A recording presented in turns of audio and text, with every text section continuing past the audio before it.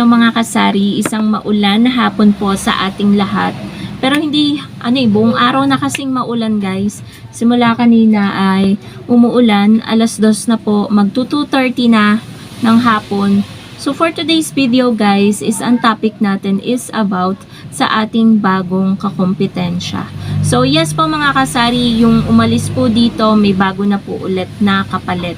Siguro mga 1 or 2 weeks lang, or 3 weeks ganyan, meron na ulit umupa dito sa malapit na kakompetensya natin. So, ano nga ba ang nito, impact sa akin? So, dire-diretso na tayo mga kasari, wala nang paligoy-ligoy pa.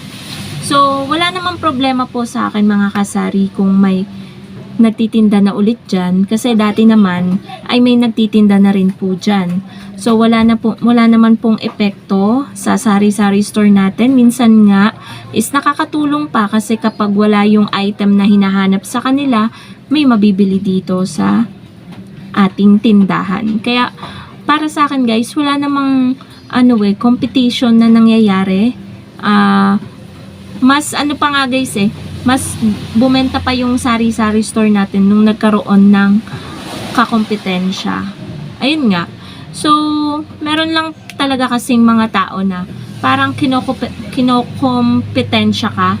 May nalaman kasi ako mga kasari na may parang nagsasabi dito sa bago nating kakompetensya. Mabait naman sila kakilala naman, ganyan. Actually, kahapon, binigyan pa nga ako dahil may birthday. Binigyan pa ako ng niluto nilang spaghetti. So, wala namang walang issue.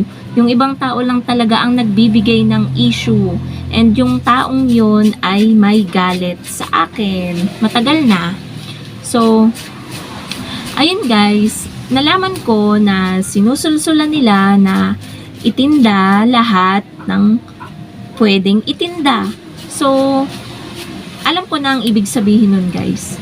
Ibig sabihin nun, hindi naman sa kasi from them, sa kanila nanggagaling, parang gustong pabagsakin yung sari-sari store natin. Kasi dun pa lang sa, ibenta nyo na lahat ng pwedeng ibenta. Yung mga customer naman kahit saan naman nila gustong bumili. Parang ganun guys ang parinig. Pero wala kami dito kahapon. So, may nakapagsabi lang sa akin. So, ayun po mga kasari, wala namang problema sa akin na itinda nila lahat ng gusto nilang itinda, lutong ulam, ganyan, or gayahin nila yung paninda ko, walang problema. Kahit yung presyo ko, gayahin nila, walang problema. Ang bibigay lang talaga ng issue sa akin is yung nagsabi nun. Kasi yung nagsabi nun is matagal ko nang hindi kinakausap. Yun na lang, ganun na lang guys.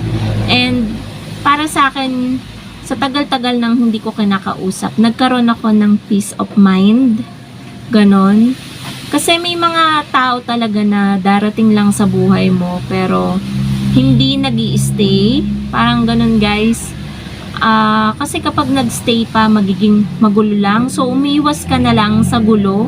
Umiwas ka na lang sa problema para magkaroon ka ng peace of mind. So, ayun. Wala namang problema Kasi, gaya nga nung na-vlog ko, ngayong nagpasukan, mas naging mabenta pa po ang ating tindahan. And syempre, kailangan natin maging consistent.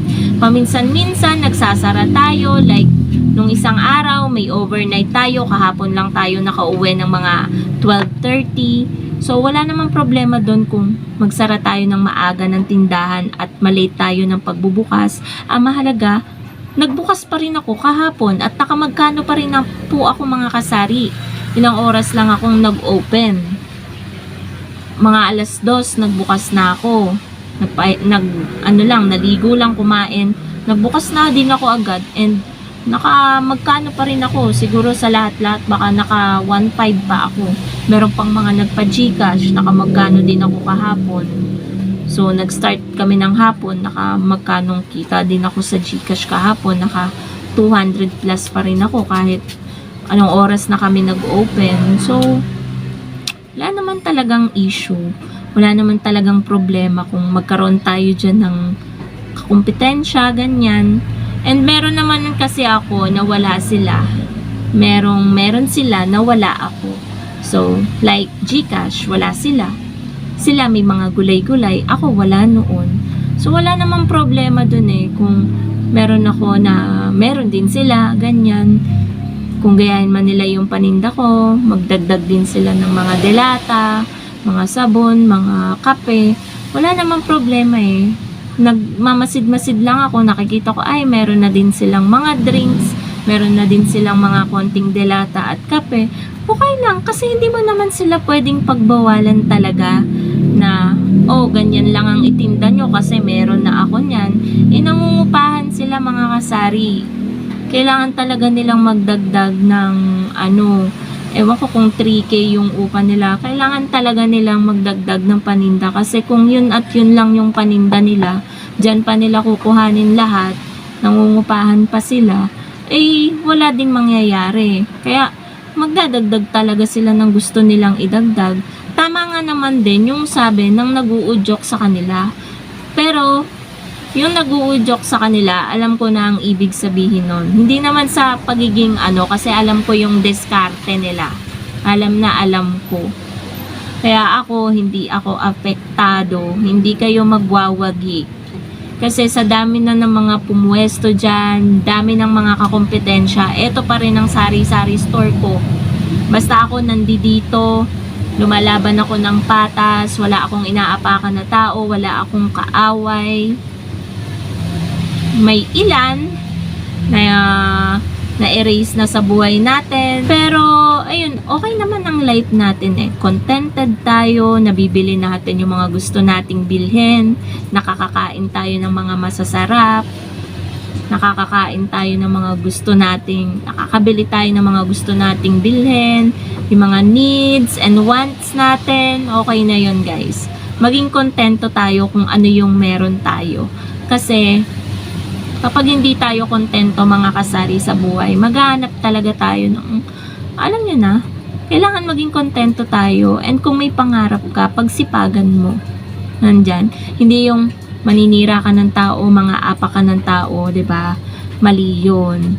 So, sa mga, dyan, sa bago nating kakompetensya, okay naman sila eh. Okay naman, chill lang. Nauuna silang magbukas sa akin, ganyan.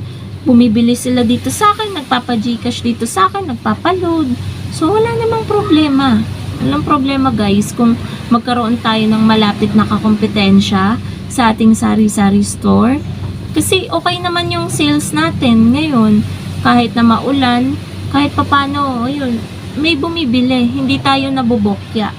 Kaya, lalo na kapag natupad yung pangarap natin na mabawi natin yung harap at nakapagpatayo tayo dyan ng sari-sari store, talagang mas dodoblehin ko pa yung kayod, yung pagsisipag ko para makumpleto talaga ng sobrang kumpleto yung ating matupad lang talaga yun guys, makapagpagawa tayo ng bagong tindahan dyan.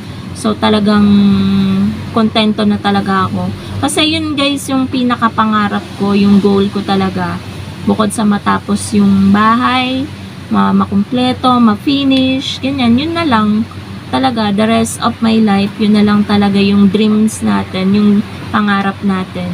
So, yun lang naman, kaya nagsisipag tayo araw-araw para ma-provide yung mga pangangailangan natin. And, ayun, nagsisikap tayo nang wala tayong tinatapakan, sinasagasaan na tao. So, yun lang guys. Sa mga bagong kakompetensya, bago nating kakompetensya, ayun, okay lang. Ganun talaga ang life, hindi parating ikaw lang ang may ganitong negosyo. Ito kasi yung negosyo mga kasari na sobrang daling simulan, basta may puhunan. So yun lang naman mga kasari ang ating vlog for today. Thank you so much for watching and happy selling po sa inyong lahat. Channel, tatlo. Tatlo.